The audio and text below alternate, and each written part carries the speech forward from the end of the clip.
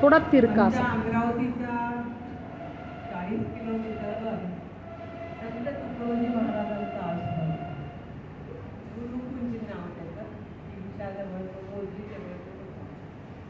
लहानपणापासून आम्हाला त्यांचं कीर्तन म्हणा, प्रवचन म्हणा, जे काय असेल ते गणपती उत्सवात वगैरे जाण्याचा ऐकण्याचा खूप योग आला.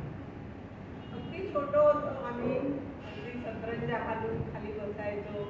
मला खूप मजा यायची त्यांचं व्यक्तिमत्व खूप छान होतं.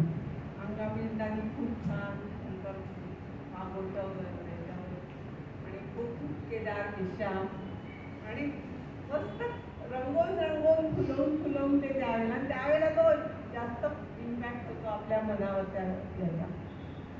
त्यांच्या भाषेतला धर्माचे राष्ट्रसंत होते, त्यामुळे गावामध्ये जाऊन जाऊन त्यांचे भजनं कीर्तनं व्हायची. खूप लहानपणापासून तर आमच्या शाळांच्या पाठ्यपुस्तकांमध्येही त्यांच्या कविता असायच्या, म्हणजे भजनं म्हणा किंवा कविता. तर त्या ज्या आठवल्या त्या म्हणजे त्याचे 2 कडवे तुमच्या समोर.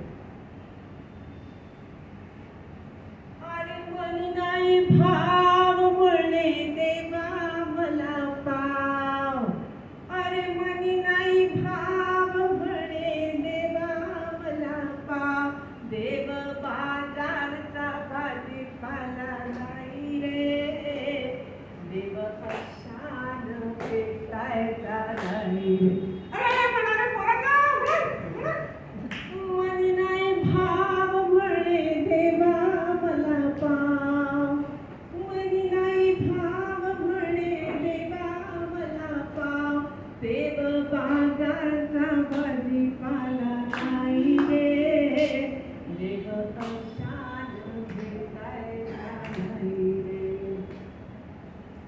दगडाचा देव त्याला वडराचं भेव, दगडाचा देव त्याला वडराचं भेव, मातीचा देव त्याला पाण्याचं भेव, मातीचा देव त्याला पाण्याचं भेव, लाकडाचा देव त्याला अग्नीचं भेव, लाकडाचा देव त्याला अग्नीचं भेव, सोन्या चांदीचा देव त्याला चोराचं भेव, सोन्या चांदीचा देव त्याला चोराचं भेव, देव अशानं फेकायचा नाही रे, देव बाजारचा भाजीपाला. मला दम लागतो.